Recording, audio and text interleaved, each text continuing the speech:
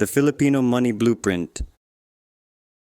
Build stability, grow wealth, protect your family, a practical guide to financial freedom for every Filipino family. Author biography. The author is a certified public accountant, lawyer, real estate broker, real estate appraiser, corporate strategist, real estate developer, and COO of a real estate property development corporation. For over 2 decades, he has navigated Philippine business, finance, real estate, and corporate governance at the highest levels.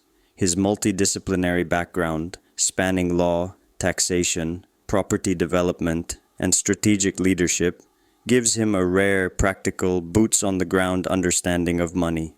He is also a mentor, educator, and family man who has seen firsthand the struggles Filipino families face due to financial illiteracy, stress, debt, uncertainty, and broken family plans. Through this book, he distills his lived wisdom to empower Filipinos to build stability, grow wealth with clarity, protect their loved ones, and create lasting legacy. He writes with the heart of a father, the mind of a strategist, and the discipline of a builder, guiding every reader toward a better financial future. Acknowledgements. I want to honor the people whose lives, support, and example shape this book. To my wife Gemily, thank you for being the anchor of our home, the strength behind every long day, and the calm behind every victory. Your faith, loyalty, and love gave me the courage to write with honesty and hope. To my children, Kazia, Jude, and Paula, and to Jiril, you are the reason I believe families deserve financial clarity and generational strength. Everything in this book is a reflection of my desire for you to grow with confidence, purpose, and security. To my parents, Eli and Emerita, whose lives and values continue to guide me beyond their time. And to my mentors, colleagues, clients, partners, and teams, thank you for the lessons, the challenges, and the trust. Every case, every project, every victory, and even every complication became a chapter of wisdom that now serves others. To the Filipino worker, the OFW, the entrepreneur, the parent, and every reader who carries the dream of a better life, this book is for you. And above all, to God, who is the source of all provision, discipline, purpose, and wisdom. May this book serve His purpose for every family it touches. Dedication. To my family, my greatest blessing, my deepest motivation, my constant reminder that love must be protected and provided for, and to every Filipino who believes that their family deserves a better future. This book is your beginning. Preface. I did not write this book to sound smart. I wrote it because for years I have watched good people suffer from unnecessary financial stress. I have seen hard-working Filipinos fall into debt, fear, confusion, and even scams, simply because no one ever taught them the rules of money. This book is not about theory or academic concepts. Every lesson here comes from lived experience. From the boardroom and the courtroom to the construction site and the everyday realities of financial struggle and triumph. Financial literacy is not a luxury, it is a responsibility. Every Filipino deserves to lead their family with clarity, strength, and security. I wrote this book for you because if you can change your financial life, you can change your future and the future of every generation that follows. Introduction. Money is not the center of life, but it affects nearly every part of it. It influences how well you sleep, the opportunities that come your way, the quality of your marriage, your children's future, your confidence, and the choices you make each day. Yet for decades, Filipinos have been left to figure it out on their own, without financial education in schools, without proper investing guidance, without a clear roadmap for protection or strategy for stability. Many have had no reliable tools to avoid scams, no clarity about retirement, and no vision for leaving a lasting legacy. This book aims to change that. Inside, you will learn how to build a stable foundation, grow your wealth, protect your family, avoid modern financial traps, create long-term freedom, make decisions like a builder, and leave a legacy worth passing on. More than just a guidebook, this is a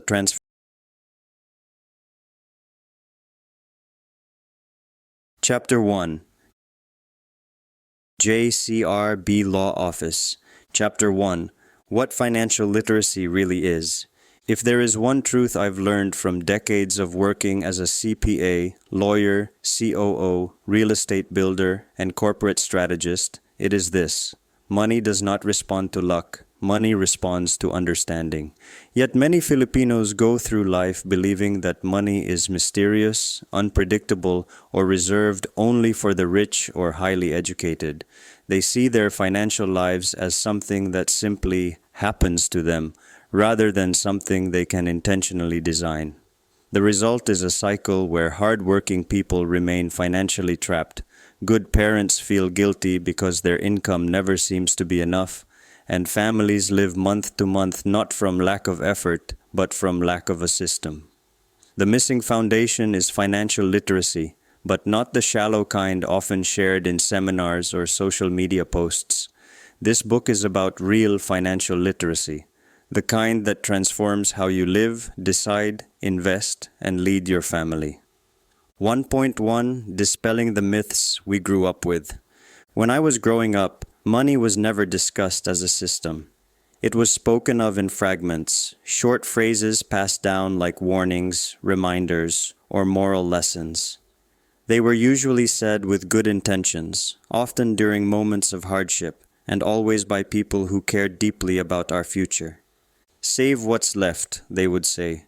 Don't take risks. Magtrabaho ka ng masipag.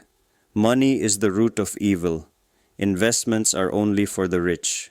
These lines were not shouted. They were calmly repeated, year after year, until they became part of how we thought about money. We carried them into adulthood without ever questioning whether they were complete, current, or even workable in real life, and that is where the problem began. Saving, for example, was always presented as the ultimate sign of discipline.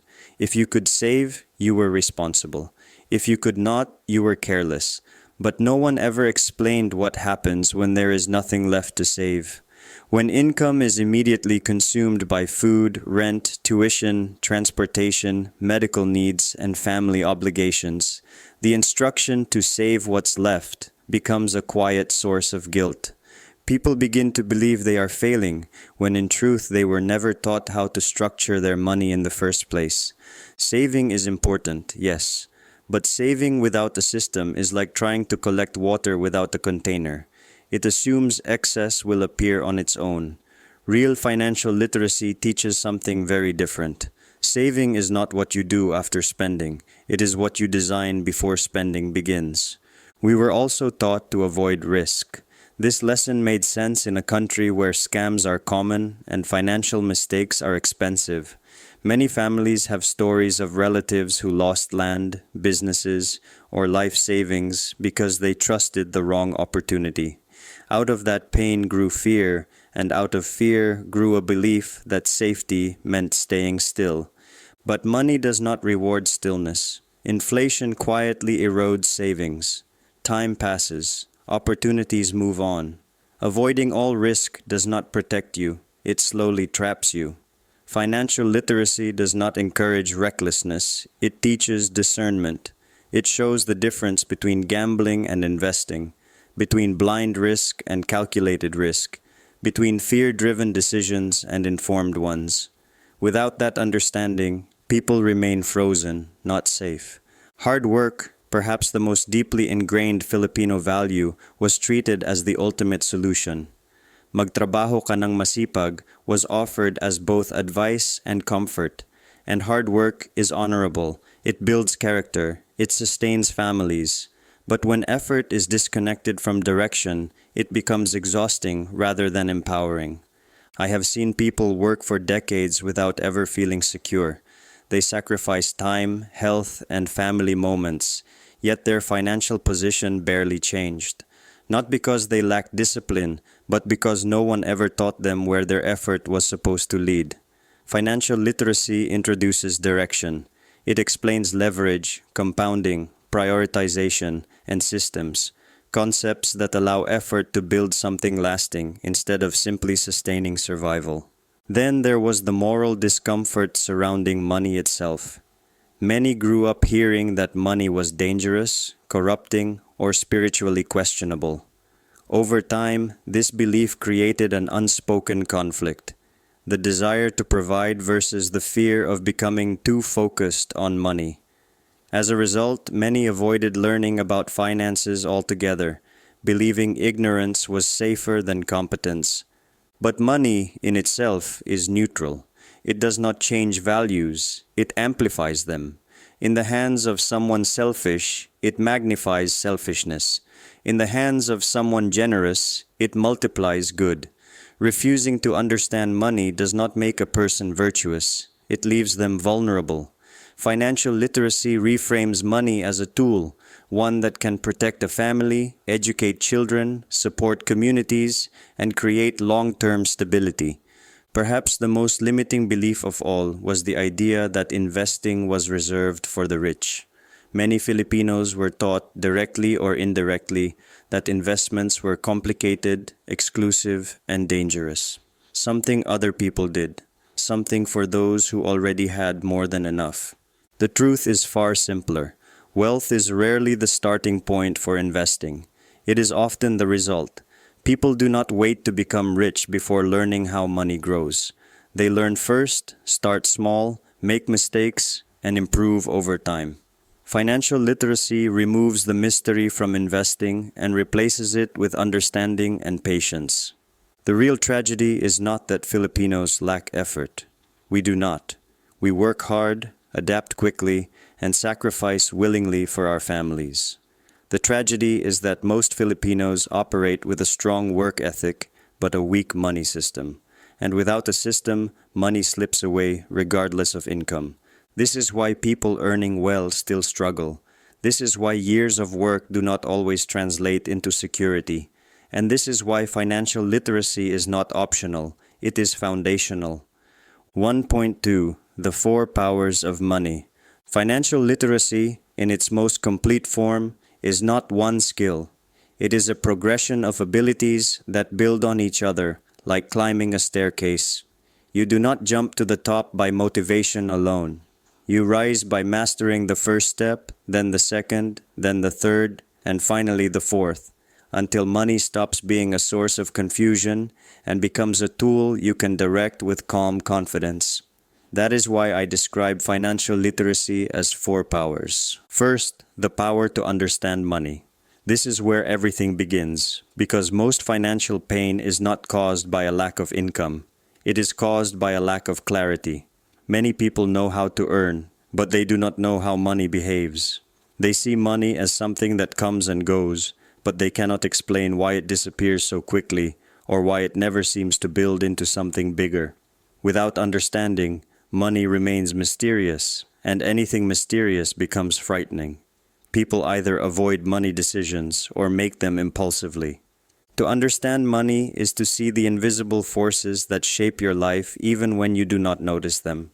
You begin to see that what matters is not only how much you earn, but how your cash flow moves, where it enters, where it exits, and why. You realize that inflation is not just a news headline. It is a silent thief that makes today's 1,000 pesos weaker next year. You recognize that compounding is not a rich people concept. It is a law of growth that rewards time and consistency.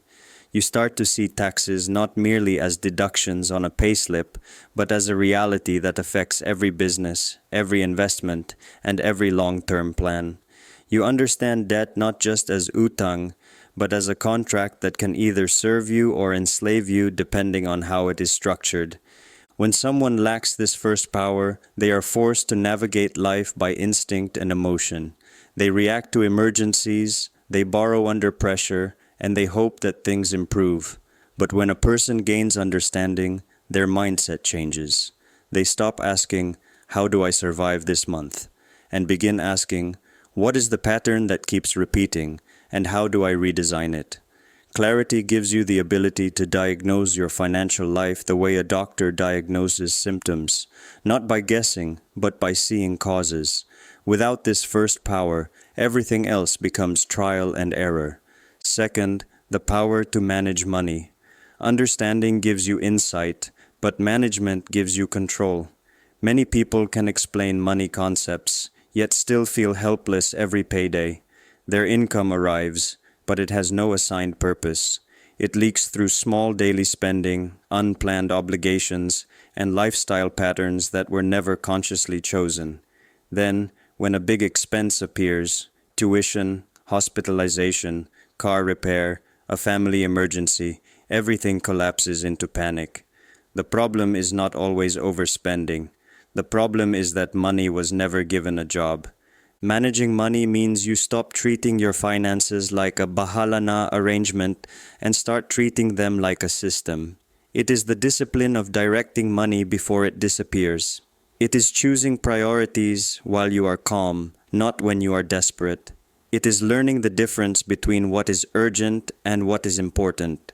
It is training yourself to delay gratification without feeling deprived, because you now know what you are building toward.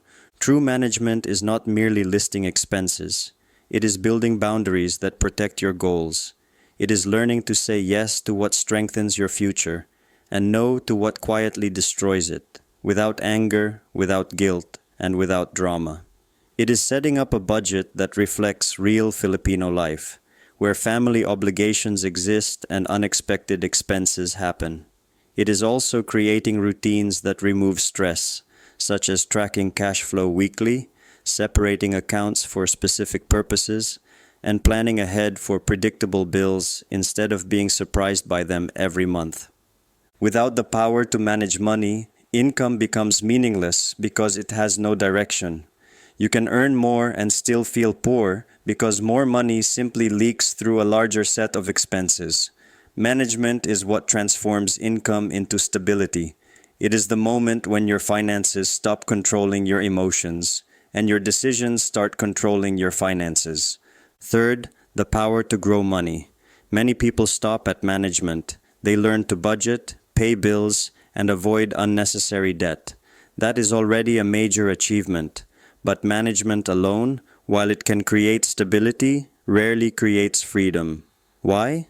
Because if your entire financial life depends only on your labor, then your future remains fragile.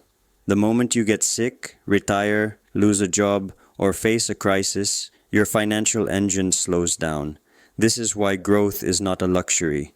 It is the bridge between stability and abundance. Growing money means learning how to convert surplus, no matter how small, into assets that can multiply over time. It means shifting from a life where you only exchange time for money into a life where money begins to produce additional money. This does not require being rich. It requires being consistent and intentional. Growth begins when you stop viewing investments as pang-mayaman and start viewing them as a disciplined habit of builders. This power includes investing, but it is broader than that. It includes building assets that generate cash flow, starting or acquiring income streams, improving your skills to increase earning power, and using leverage wisely. Leverage can be good or dangerous depending on understanding and management. Used blindly, it becomes a trap. Used wisely, it becomes an accelerator. Growth is where financial literacy begins to feel exciting, not because it is fast, but because it creates momentum. You start to experience a future that is not limited by your monthly salary. Without growth, you remain in survival mode even if you are disciplined. You become stable but stuck. Growth is what creates breathing room. It creates choices. It creates the ability to help others without endangering your own household. It turns financial life into something that expands rather than merely survives. Fourth, the power to protect money. This power is often ignored because it does not feel like progress. People enjoy earning, budgeting, and investing because those activities feel productive. Protection feels like paying for something you hope you will never use. But the truth is harsh. Many financial journeys fail not because people did not know how to earn or invest, but because they did not know how to protect what they already built. Protection is the discipline of preserving progress.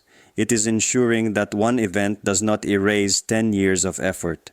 It includes insurance, not as a sales product, but as a strategy against catastrophe.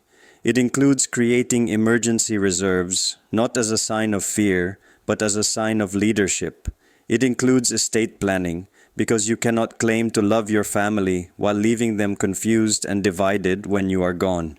It includes learning to identify scams, understanding common fraud patterns, and recognizing that greed and desperation are the two emotions scammers exploit most effectively. Protection also includes something many families never talk about: the hidden risks that come with growth itself. As people build wealth, they attract obligations, requests, temptations, and sometimes even manipulation. A person who learns to grow money but cannot protect it often becomes the family bank, always giving, always rescuing, and eventually collapsing. Protection teaches boundaries with love. It teaches generosity with wisdom. It teaches how to help without being destroyed. Without protection, wealth disappears slowly through neglect or suddenly through crisis. Protection is what turns success into permanence. It is what transforms financial progress into generational stability. These four powers form a complete circle, and each power strengthens the others. Understanding gives you clarity. Management gives you control. Growth gives you expansion. Protection gives you defense. Skip one, and your financial structure becomes unstable. Master them in sequence, and money stops being mysterious. It becomes a tool you can direct, so you can lead your family with confidence, build with intention, and break the cycle for the next generation. 1.3 Why Financial Literacy Matters More in the Philippine Context. Over the years, I have witnessed hundreds of Filipino families rise and just as painfully fall financially. I have seen moments of abundance disappear quietly and years of sacrifice end in uncertainty. These stories are not rare exceptions. They are common enough to reveal a deeper truth we can no longer afford to ignore. The Philippines is not an easy place for the uninformed. This is not a judgment on intelligence or character. It is a reality shaped by economic conditions that punish those who navigate money blindly. Inflation rises steadily, often faster than salaries, quietly reducing the real value of hard-earned income. What used to be enough 5 years ago no longer is. Yet many families continue making financial decisions as if prices and purchasing power were frozen in time. At the same time, access to credit has become easier than ever. Loans are offered aggressively, sometimes disguised as solutions rather than obligations. Credit cards, installment plans, and quick approvals promise relief, but rarely explain the long-term cost. For many, debt begins as convenience and ends as captivity. Escaping it is far more difficult than entering it. Adding to this pressure is the widespread presence of financial scams. In a country where people are hopeful, communal, and trusting, deception spreads quickly.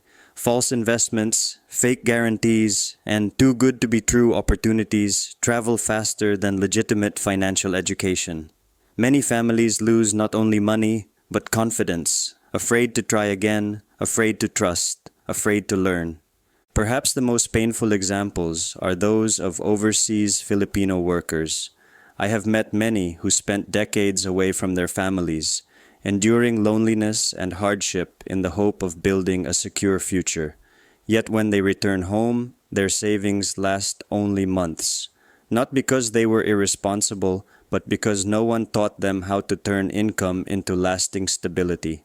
Money was earned heroically, but managed without a system. The same pattern appears among professionals. Engineers, managers, doctors, lawyers, people who earned well and lived responsibly, reach retirement only to discover that income alone was never enough. When the paycheck stops, so does security. What remains is dependence, not independence. Why does this keep happening? Because income, by itself, never guarantees stability. Only financial literacy does. Financial literacy is what allows a person to survive inflation instead of being crushed by it. It is what enables someone to use credit wisely instead of becoming trapped by it. It is what helps families recognize scams before they destroy years of effort.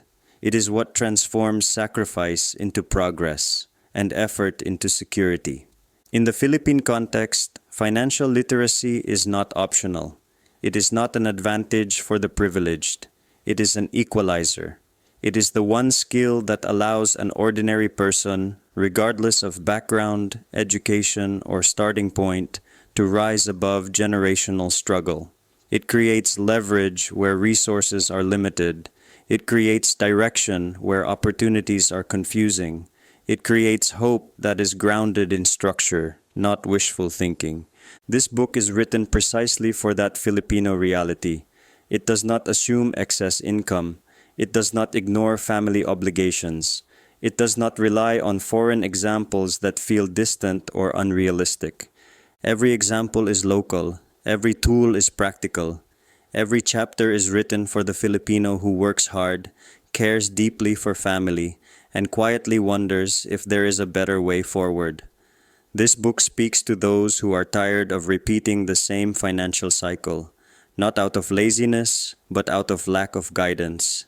It is for those who want to stop surviving and start building, for those who want their sacrifices to mean something lasting.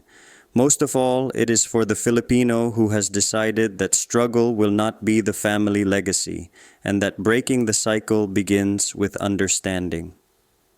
1.4 Who are you in the financial journey?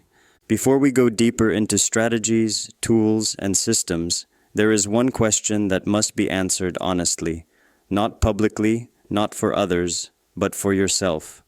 Where are you right now in your financial journey? Most people never pause to ask this. They move from paycheck to paycheck, from obligation to obligation, reacting to circumstances as they come. But progress begins only when you know your starting point. In finance, as in life, direction matters. But direction is meaningless without location. Over time, I observed that most people naturally fall into one of four financial identities. These are not labels meant to judge or embarrass. They are simply patterns, ways people relate to money based on what they were taught, what they experienced, and what they learned to believe. Some people live primarily as spenders. They work hard, often harder than most, but money seems to vanish as quickly as it arrives. Life is lived in the present, decisions are driven by emotion, and spending becomes a way to cope with stress, reward effort, or feel momentary relief. There is usually no malicious intent, just a sense that money is meant to be enjoyed now because tomorrow is uncertain. The problem is that this mindset leaves no room for stability. When emergencies arise, the future arrives unprepared. Others identify as savers. These are disciplined individuals who value security and caution. They avoid unnecessary spending and take pride in restraint. Yet beneath this discipline often lies fear, fear of loss, fear of mistakes, fear of being taken advantage of. As a result, money remains idle. It feels safe, but it does not move. Over time, inflation erodes its value, and opportunities pass quietly. Many savers work tirelessly, yet feel stuck, wondering why years of discipline have not translated into progress. Then there are those who reach the stage of the investor. At this point, the relationship with money begins to change. Decisions are no longer driven purely by emotion or fear, but by understanding. Money is no longer just stored or spent, it is put to work. Growth becomes intentional. Time becomes an ally instead of an enemy. Choices are made with logic, patience, and awareness of long-term outcomes. Financial life begins to feel less reactive and more strategic. But there is a level beyond investing, the level of the builder. Builders do not just grow money, they design systems. They create assets, businesses, structures, and plans that outlast individual effort. They think not only about themselves, but about family, legacy, and continuity. Builders lead financially. They anticipate rather than react. They do not depend on a single source of income or a single strategy. They understand that wealth is not accidental. It is constructed deliberately, layer by layer, decision by decision. A builder's mindset is long-term. It balances growth with protection, generosity with boundaries, and ambition with responsibility. It recognizes that financial leadership is part of family leadership, that security is not a feeling but a structure, and that abundance, when built properly, can be passed on rather than reset with every generation. This book is written with one clear intention: to guide you from wherever you are today to where you need to be. You may recognize yourself as a spender, a saver, or even an investor. That recognition is not a failure. It is a beginning. Transformation does not require shame. It requires honesty, education, and commitment. By the end of this journey, the goal is not simply for you to earn more. It is for you to become someone who understands money deeply, manages it confidently, grows it wisely, and protects it responsibly. Someone who does not just make a living, but builds a future. This book is not about quick fixes. It is about becoming a builder. Not just someone who earns money, but someone who directs it, multiplies it, and one day passes it on with intention, clarity, and purpose. Closing reflection of Chapter 1. Financial literacy is not about becoming rich overnight. It is about becoming fully alive, fully aware, fully responsible, and fully capable of leading your family to a better future. It is about waking up one day and saying, "I finally understand how money works, and now money works for me." That is the journey we begin together. Action steps. Your first assignment. Identify your financial identity. Are you a spender, saver, investor, or builder? Write one money belief you learned growing up that still affects you today.